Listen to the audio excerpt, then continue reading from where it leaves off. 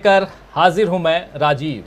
तो नीतीश कुमार ने ऐलान कर दिया है दोस्तों कि 2024 में विपक्षी दल एक होंगे और इसका यही मतलब है कि ये एकता बीजेपी को सत्ता से हटाने के लिए होगी। यानी अगले चुनाव में बीजेपी को हराने की घोषणा कर दी गई है और अब नीतीश कुमार इस घोषणा पर अमल करने के लिए मिशन दिल्ली पर निकलने वाले हैं। खबर है कि नीतीश कुमार 5 सितंबर को 3 दिवसीय दौरे पर दिल्ली रवाना हो सकते हैं।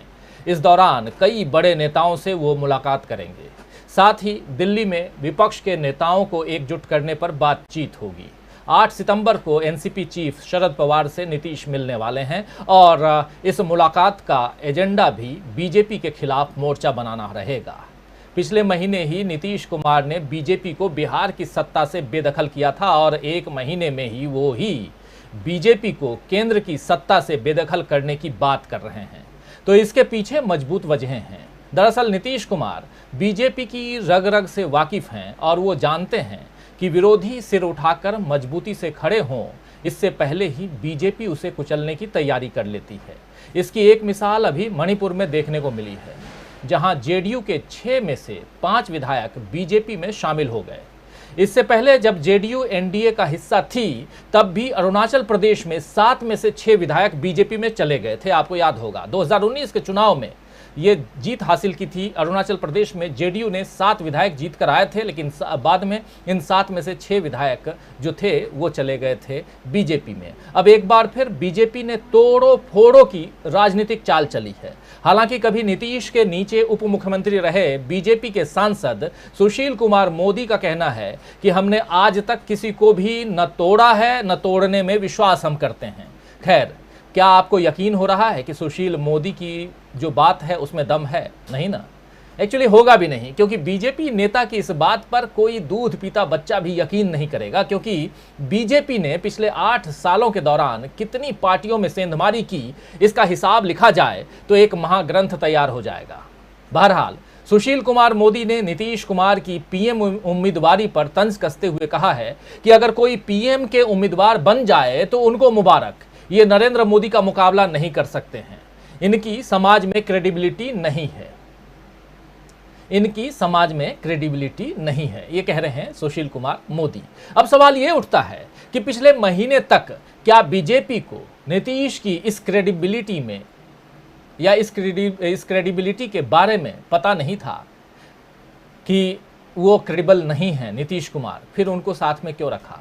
क्यों बीजेपी ने पहले उनके साथ मिलकर सरकार बनाई थी और क्यों अब उनकी पीएम उम्मीदवारी के नाम पर बौखला रही है बीजेपी? क्या इसीलिए कि बीजेपी भी जानती है कि नीतीश कुमार 2024 में मोदी जी को टक्कर दे सकते हैं?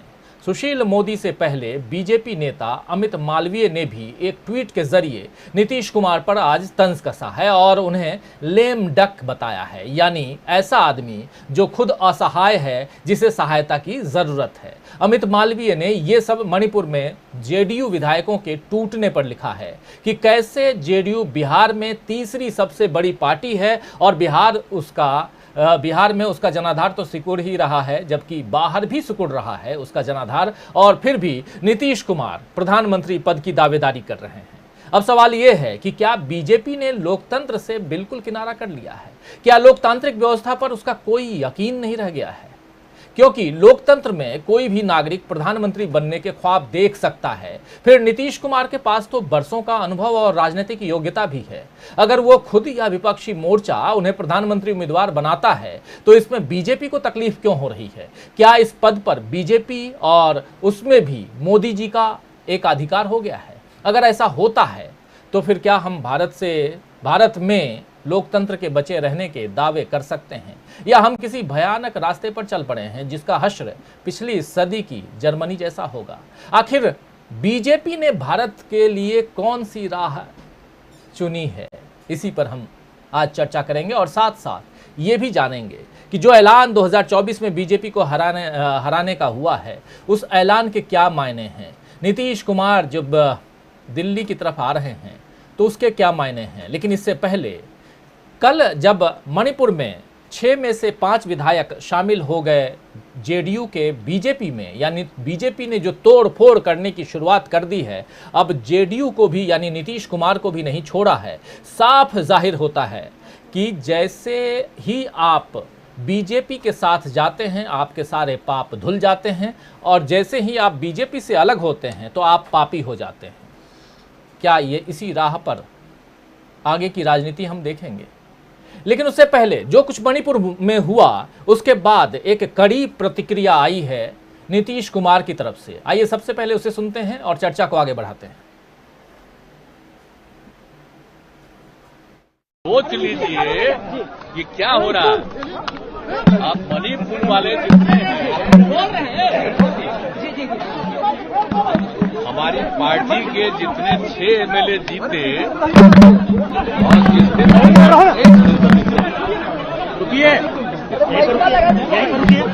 जब चुनाव हुआ और चुनाव के बाद उसके अगले दिन जो रिजल्ट आया, सब के सब 6 लोग यहां पर आए, सब लोगों से बातचीत की।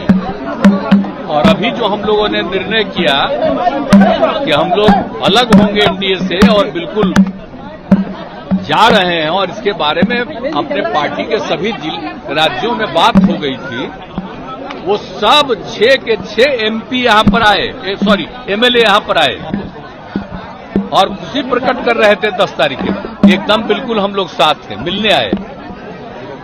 आप समझ लीजिए अब, लेकिन हो क्या रहा है जरा सोच लीजिए। ये किस तरह से किसी पार्टी के जीतने वाले लोगों को किस तरह से उसको अपनी तरफ ले रहे हैं। अरे जब हम लोग अलायंस में साथ थे तब किसी को बनाया अपने यहां? आप जरा सोच लीजिए, कभी नहीं। और बाद में उसको सबको लेकर के अपने पास जाना, ये कौन सा स्वभाव है? किस प्रकार का काम है? इस तरह का कोई चीज पहले से चलता रहा है? एक नए ढंग का सब तरह का इस तरह का काम किया जा रहा है, तो अब उसमें क्या है? अब वो सब तो अभी कुछ ही दिन पहले आया था। अब परसों यहां खबर किया है आज के बारे में कि हम लोग आ रहे हैं, और उसको पकड़ करके सबको अपने पास करना, तो जाने दीजिए, जो करता है करता, उससे क्या फर्क पड़ता है। और एक बात तो बहुत साबित हो रहा है ना कि ये किस तरह का काम लोग कर रहे हैं। अन्य पार्टियों से लोगों को अपनी तरफ लाना और खींचना, ये सब काम करके जो कर रहे हैं, तो ये कोई है संवैधानिक चीज है? ये कोई सही काम है?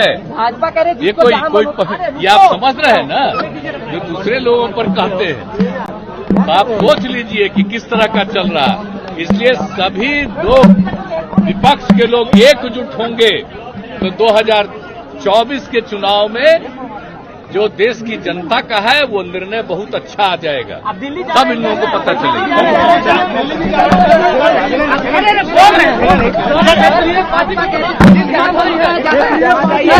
भाजपा कह रही है जिसको जहाँ मन होता है जाता है, क्या दिक्कत है?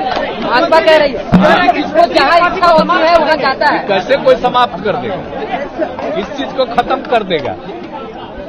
आज जो पार्टी का अन्य राज्यों में लोग जीतते हैं उसको अपने तरफ कब्जा करना, यही सोचते हैं, यही काम है। 2 राज्य में जो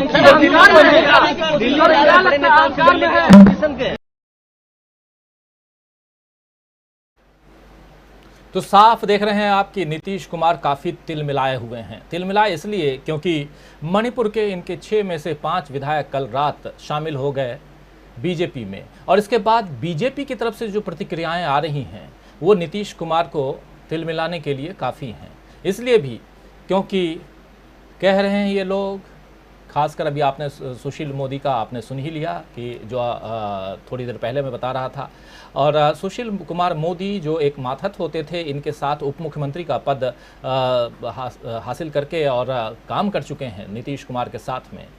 नीतीश कुमार के साथ काम करने के बाद भी खैर पॉलिटिक्स में वही होता है, कोई आज दोस्त है कल कोई दुश्मन बन जाता है, और ये स्थितियां बनी रहती हैं। कल तक बीजेपी में जब नीतीश कुमार बीजेपी के साथ थे, एनडीए में थे, तब तक नीतीश कुमार बिल्कुल सही थे, लेकिन अब नीतीश कुमार जो हैं दूध के ऊपर मक्खी की तरह हो गए हैं और अब वो खटकने लगे हैं।